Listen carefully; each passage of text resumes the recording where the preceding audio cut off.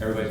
All right, good morning and Happy New Year to everyone. Before I take questions, I wanted to take a few minutes to talk about a national recognition that Baltimore has received for our fire preparedness and response efforts. Today, joining me today is Fire Chief Niles Ford and my Director of Public Works, Rudy Chow. Both of their agencies planned major roles in securing national recognition, and both Chief Ford and Director Chow will have a few words in a moment. I'm very pleased about their hard work and their dedication to excellence. This month, we learned that the nation's leading independent evaluator of communities' fire response gave Baltimore its top rating. This Class 1 rating by the Insurance Services Office, or ISO, reflects an evaluation of all of the areas that are critical to how we respond to fires. Obviously, that includes the preparedness of our fire department, such as equipment, staffing, training, geographical distribution of fire companies, operational considerations, and community risk reduction. But it also includes other critical factors such as our quality of emergency communication system, emergency reporting, telecommunicators, and dispatching systems. And not to be overlooked, and the reason that Director Chow is here, is the quality and efficiency of the community's water supply. The evaluation looks at the inspection and flow testing of hydrants, alternate water supply operations, and an evaluation of the amount of available water needed to suppress fires up to certain intensity levels. ISO evaluated the more than 48,000 communities across the United States to give them rankings. Of those 48,000 communities, Baltimore is just one of 132 to receive a Class 1 ranking. That puts our city and the efforts of our fire department and Department of Public Works in the top 0.3% in the country. This ranking is not just a theoretical assessment either. Yes, it's important for us to know that outside independent evaluators are telling us that we are doing the right things in preparing for emergencies, but homeowners and commercial property owners in our city will ultimately benefit from this top ranking as well. ISO has found that communities' investment in fire mitigation is a proven and reliable predictor of future fire losses. Statistical data on insurance losses bears out this relationship between excellent fire protection as measured by the ISO ranking program and low fire losses. So insurance companies use the ISO ranking information for marketing, for underwriting, and to help establish fair premiums for homeowners and commercial fire insurance. In general, according to ISO, the price of fire insurance in a community with a good grade is substantially lower than in a community with a poor grade, assuming all other factors are equal. So to Chief Ford and Director Chow, I want to offer my congratulations on this Class 1 ranking and thank you for their hard work. I will now turn the podium over to Chief Ford and then Director Chow. Chief Ford? Good morning, all. First of all, I'd really like to thank Director Chow for his work on this, and this is more evidence of the fact that our departments don't work in silos, because there was no way we could accomplish this ISO rating without him and his department basically coming up to the table and helping us facilitate what we need to do. And I also have Chief Siegel on my right, your left. This was his project. When we looked at ISO a year and a half ago, I think it was, we realized that we knew if we put some hard work in, we could get an ISO rating of 1. So him and his team got together and we made it possible, along with Director Chow's direct department. But what this does, like I said, it puts us on the higher end of what the fire services do. It also talks about insurance underwriting, but they gauge us based upon NFPA, National Fire Protection Association standards. So it shows that we're striving and we're working toward trying to meet all the standards. So I'm very excited about this. This is the first organization, quite frankly, I've worked with that we've achieved ISO rating 1. So I'm extremely thrilled and extremely excited for the efforts of these individuals and the entire Baltimore City Fire Department. Thank you. Good morning. I'm pleased to join the Mayor and Chief Ford in this very important announcement about the excellent work that our two departments had done in the area of public safety, particularly in fire suppression. I'm also to take this opportunity to acknowledge my team and his team for the hard work they have done, the collaboration, the coordination we have done throughout the last year and a half in achieving this rating. As you know, DPW provides drinking water to 1.8 million customers in the Baltimore metropolitan area, and certainly providing water for drinking is important, but water is also vital in terms of fire suppression and fire fighting. And DPW, we maintain about 23,000 fire hydrants in the city and the county, about 9,200 of them in the city with remaining in the county. And our crews and our contractor working on a daily basis to renew and repair or replacing fire hydrants that are damaged. And certainly the fire companies in the city and the county relay information to us as they encounter damaged fire hydrants so we can make immediate repairs. And the fact that we have now achieved this very top rating of 1 in ISO, this demonstrates that our hard work has paid off. And this certainly the 1 designation is going to make a significant differences in terms of the ratings, the insurance ratings, and the insurance premiums for our citizens and in the city. And I'm just thrilled at the fact that we're here and to make an announcement along with the mayor and the chief. And this just exemplifies the collaboration of the agencies that we can work together and achieve greater value for the city. Thanks. Thank you. I'll open up for questions about ISO. So if you could detail what type of work is done to achieve this class 1 rating, like what type of work did you, or what type of things did you look at? Well, the main bulk of the rating comes from the fire department, which is about 50% of the rating. Then the evaluation is 40% for the water supply distribution in the city. Then a remaining 10% of the evaluation is communication dispatch, where calls come in. Are the losses, because it's an insurance rating essentially, do they look at the value of losses in a particular jurisdiction? I don't have that information for you. The evaluation goes by those 3 areas that I just mentioned. Right. Theoretically, when would homeowners see a possible decrease of their insurance based on this rating? The underwriters will receive the information and be able to make decisions on how they adjust. I think the date was given to us April the 25th. All right. So later this year. Yes. We obviously the city's going to benefit. How will this also benefit the county, knowing that the DPW also maintains the fire hydrants out there? Maintains the what? The fire hydrants. So this is more than the hydrants. This is about a complete fire response, and the Baltimore County Fire Department is evaluated separately than Baltimore City. Over the past decade or decades, fatal fires have decreased substantially in Baltimore. I think we had an all-time low a couple of years ago. It was very low. Does that, I assume that plays some role in this as well, correct? The significant role is not necessarily the loss of life. It's the preparation, the training of the fire department, the communications within the organizations, and water supply. Us working to meet or maintain NFPA standards. That's what it's gauged on.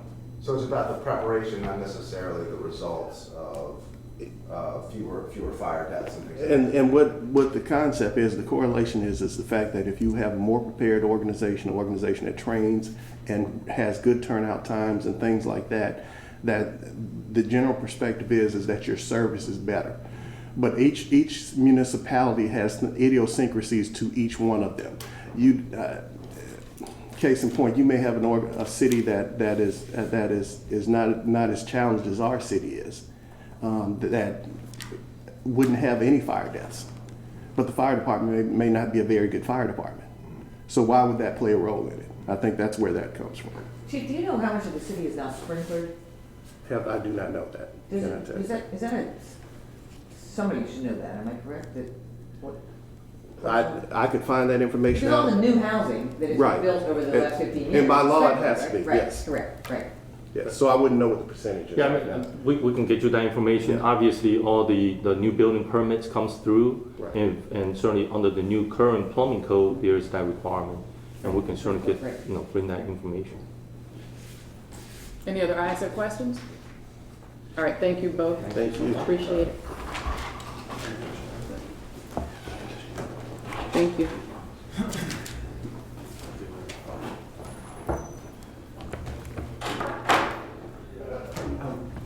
Madam Mayor, can you respond, your reaction to the 3 teens that were arrested in that brutal attack on the cyclist? Do you have anything to say about that?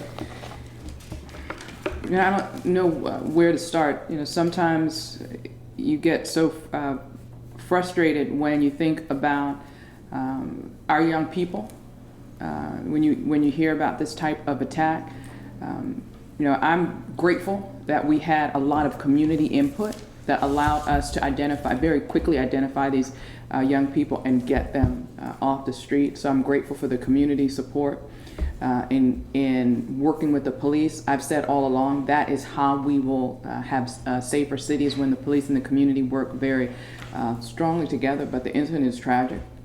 And not only is it tragic because of the loss of a life, but the fact that these other lives have been ruined as well. And I will say that I've been pleased with the investigatory work that the police department is doing this year. We've been very aggressive with each serious shooting and homicide. I think our closure rate for homicides for this year is close to 60% on the new homicides. We've been very aggressive, and I hope, my first hope is that we don't have any homicides to investigate, but the second hope is that by working aggressively, investing in good detectives and good community police relationships, we'll have these closure rates that will help us to bring down the violence in our city. Madam Mayor, the Board of Estimates approved $200,000 for some new inserts for police vans that'll be put in older vans and also in the newer vans. Can you just talk about why these inserts are needed to make police vans safer? So we've talked about it here before, that we did an evaluation of the safety of the police vans, and there was some work. We really did a study of how we can make the vans safer for both the passengers and for the police officers. And after that study and really evaluating what our options were, we chose this direction of the inserts. This, we think, works better for the passengers as far as improving passenger safety. We also think it's improvement for officer safety as well. How do they work? That the police department will give you a briefing on if you would like. So, opening day, and I don't mean O's baseball. Earlier this year, you said that it would have been, quote, lovely if you had the support to go after police reforms. Where does that support stand now as we start the 90-day session at noon? Well, I think there's some promising things coming out of the committee work that I believe it was Delegate Kurt Anderson doing with some other legislators. Like I said, promising. I'm also encouraged that many legislators are turning their attention to the need for police reform, serious police reform. I know that the police chiefs around the state made some recommendations, one including taking the discipline board composition out of a collective bargaining that I think would be helpful, not just to Baltimore, but around the state. And I'm optimistic that because it seems like we're having real conversations about this, that we'll see some actual action in Annapolis. Mayor, the contract, the FOP contract, seems to prevent some of the reforms that are being discussed in Annapolis. I've asked you this question before. Do you have folks looking at that contract that if you really want to achieve reform, I don't even know at this point I'll ask you this question. Do you know whether what Commissioner Davis wants to do, by essentially broadcasting disciplinary hearings to the public, is it permitted under the contract? I believe so, and I also, to your earlier question, I mentioned to you before that we are taking a look at the police contract, every part of it. And there's also the police contract. There's also an outside agreement to the contract. We're taking a look at all of those things to ensure that we are creating a pathway for meaningful police reform. Yesterday, the city council committee rejected the $8 million for both outside legal work and also the settlement for Freddie Gray's family. And they asked that the administration send back 2 separate bills. What is your response?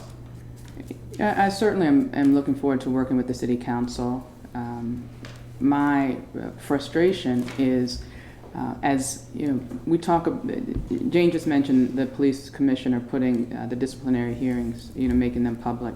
Time after time, I've worked to improve transparency and make more things public. If you take a look at the way that we do the budget with the going out into the community and having hearings, if you take a look at the online posting of settlements, I could just go on and on and on with the ways that I've tried to bring the public in and bring more transparency to government. When the council repeatedly prevents a public discourse about things that are important, it's like they're working against that interest, and it's not in the public good, for the public good. To cancel a hearing or to stop, to prevent a public discussion about that when they had all of the people there, that could have been a great outcome at the end of a hearing, to say that we want the administration to come back with 2 separate bills. But that's the type of decision that you come to after you actually hear from the administration publicly, so the public can understand what's going on. When that doesn't happen and there's not a public discourse about it, what it seems like is political wrangling, and posturing. And for things that are so important, when we're talking about trying to move the city forward, we're talking about trying to bridge the divide between the community and the police and do it in a meaningful way, that's a type of thing that needs more public discussion and not less. But this is really a procedural issue with separating the bills, isn't it? That's what the request is, to separate the Wilmer Hale money from the Freddie Gray money. That is what your characterization is. What I'm saying is, no matter what it is, procedural or otherwise, that's a type of conversation that should be had in public, and that's the purpose of a public hearing. That discussion did not happen because the council withdrew the consideration of that without even having an opportunity for council members to publicly have discourse with the administration on why the bills were presented in that way in the first place. So why do you not, you obviously don't support separating the bills, so why do you support separating the 2 bills? Obviously is not correct. That's how we presented them. The council then made a request. What I do support is having a public conversation about the substance behind the supplementals. But aren't they 2 separate issues, the Wilmer Hill money and the Freddie Gray settlement? They're two separate issues that could have been resolved had there been a public conversation. Why combine them, though? There are supplementals that are combined all the time without any problem. The challenge, the difference is this is a campaign year. So what is, One more, guys. had the administration had the opportunity to speak at this hearing yesterday, what was the administration's position as it pertains to this particular matter? Well, we would have asked the council to support both the settlement and the Wilmer Hale money. I was again disappointed that the committee would reject the proposal without even having the public debate. Council members continue to say that they want information and details. How does that happen without having a public hearing or a public conversation? And again, the pattern of rejecting these bills, whether it's the Wilmer Hale, Freddie Gray settlement or the rec center bill, the pattern of shutting down the public discourse is the one that really concerns me. I'll say about the Wilmer Hale money, there have been multiple letters that have come in from top former Justice Department officials, former AGs, that demonstrate that this is a wise investment. Last night, the city council members expressed concerns that they were worried that police costs would be hurt. We would lose services because of this expense. If we don't have a strong negotiating team with the Justice Department, that could be the difference between a $30 million price tag for police reform and $300 million with no for police reform with no evidence that we would be getting more or better because we spent more for it. That's why I'm trying to be smart about getting a good team at the table. We're not dealing with monopoly money. These are real dollars, and I'm working very hard to be a good steward of the city's resources. That's why we have the highest bond rating that the city has seen in over 40 years. That doesn't happen because I play fast and loose with important financial decisions. It happens because I work hard to put the right people at the table, and that's what I did with Wilmer Hale. Can we just follow up on that for one moment? One more question. This gets where the rubber meets the road on this. The concern that has been raised is that by hiring a top law firm out of Washington, the perception to some is that the city's trying to, water down what DOJ may desire and may order and may, try to put in place. And But so that how do you is- answer that? It is a boundless concern. If you take a look at not just what Baltimore is doing, I mean, if I were not interested, if my administration was not interested in reform, we wouldn't have taken the steps that we have.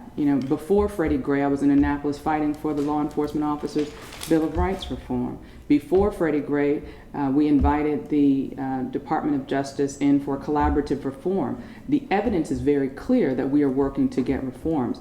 The challenges on these complex issues around how we get to a negotiated agreement with the Department of Justice, on these complex issues, if you want to just play, if you want to play politics, if you want to play the blame game, if you don't want to take the time to understand exactly what's going on, you do what you just said, which is to say you're trying to evade it. No, we're trying to make sure that we get it right. And you don't get it right by not being prepared. And that's what I'm making sure that we are. We're prepared. We've seen where cities have spent hundreds of millions of dollars, and the communities that are served are no more satisfied that there is meaningful reform. I don't want to see that in Baltimore. Once we spend those dollars, that's it. So I want to make sure that we get it right. I have no interest in weaseling my way out of police reform. There is absolutely nothing in my background that suggests that. What my background suggests is I'm very meaningful and intentional about getting this right. And I'll put everybody at the table to make sure that we do that. Thank you, everyone. Thank you. Thank you. Have you saying? Yeah, I'll be right back.